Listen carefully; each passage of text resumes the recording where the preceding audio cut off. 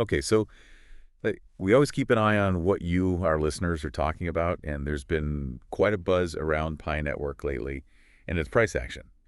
So we dug into some sources that you sent our way. Yeah, A video from Milkshake Matty looking at potential price manipulation. interesting. And then this super timely article from Crypto Potato asking straight up, why is the Pi Network price up today? Okay. So our goal today is to really dive deep and figure out what's been driving this roller coaster of price swings. Is it big players pulling strings, or are there other factors at play?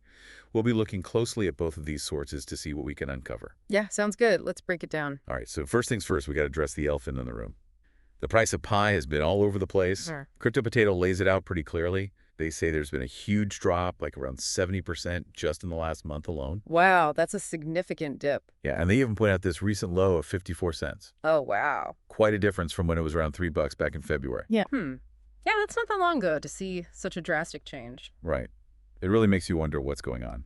I mean, when you see a price jump that quickly and then plummet like that, it often points to a market that's driven by speculation, Yeah, maybe not so much by solid fundamentals. makes sense. And then if we look even closer, the Milkshake Matty video, which he recorded a bit earlier, had the price at 52 cents. Oh, even lower. Yeah. And he was pointing out how it was down that day, that week, that month, like across the board. So both sources are painting a picture of a downward trend. Totally. But here's the twist. Crypto Potato mentions a more recent bounce back, up 9%, bringing it to about 60 cents. So up 9% just recently. Yeah, at the time they wrote the article.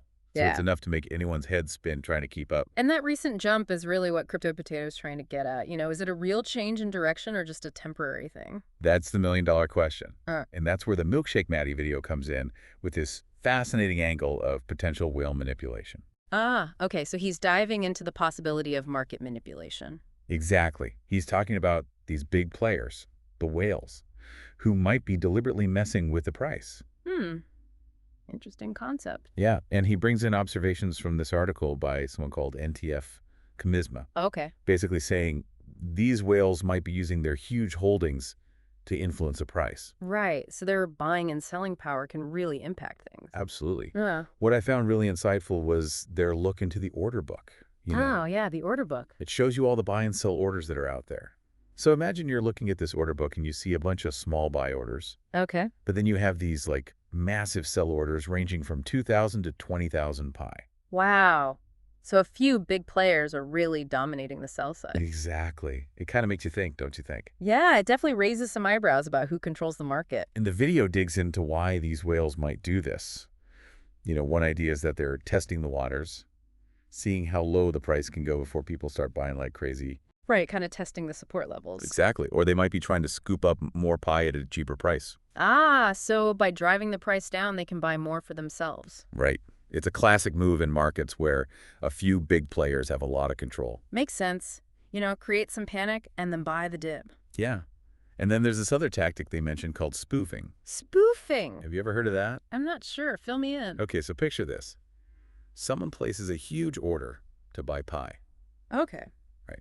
Making everyone think there's this massive demand and encouraging others to buy in too, driving the price up. Okay, I see where this is going.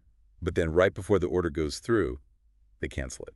Oh, wow. So they never intended to actually buy. It was all a fake out. So they're manipulating the market psychology? Exactly. They're creating this illusion of demand that doesn't really exist. Sneaky. And they can do the same thing on the sell side too, placing big fake sell orders to scare people into selling. Wow. So it's all about creating this false impression of market movement. Pretty much. And then there's this other thing, dumping, where they basically unload a ton of pie all at once, causing a rapid price drop. Okay. And what's the goal there? Well, the idea is this sudden drop could trigger stop-loss orders.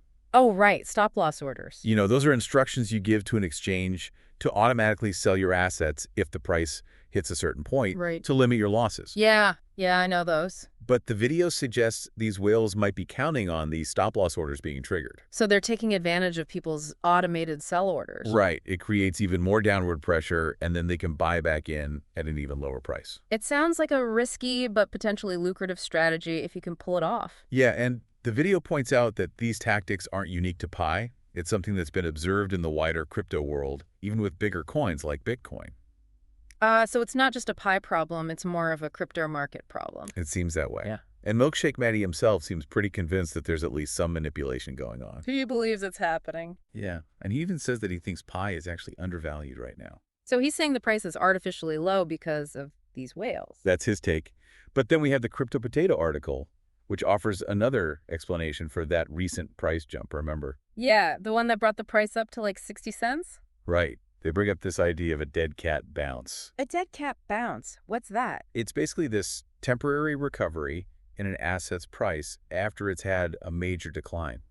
Like even a dead cat will bounce if it falls from high enough. Oh, okay, I get it. So it's more of a technical thing than a sign of a real turnaround. Exactly. It's like this little burst of upward movement that's probably not going to last. So it could be people buying back in after shorting the coin or just some quick speculation. Right. And Crypto Potato also points out that Pi Network became one of the top 10 trending cryptocurrencies globally just recently. Really?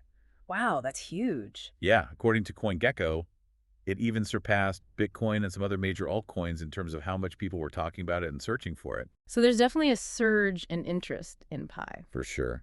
And they mentioned this market cap of $3.7 billion during that time frame. Wow, that's a lot of money flowing into Pi. Yeah, based on a tweet from Pi News. So it seems like there's a lot of new interest which could be driving up the price.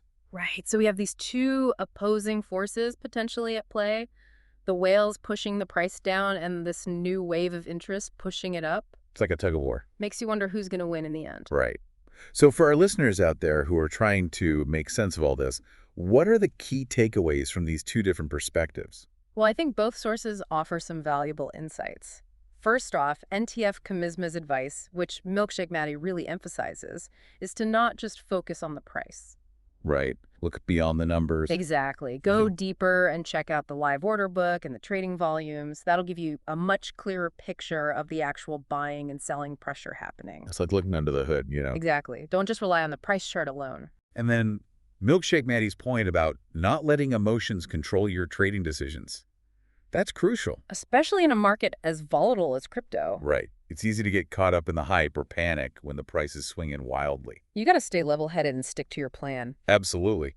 And on a more practical note, Milkshake Matty strongly recommends moving your crypto off exchanges and those hot wallets. Oh, yeah. The not your keys, not your crypto philosophy. Right. He's a big advocate for cold storage. Yeah, because with cold storage, your private keys are offline. Right. So it's way more secure. Much less vulnerable to hacks and attacks. And I even mentioned this sponsored deal for a cold storage solution called Tandem. Okay.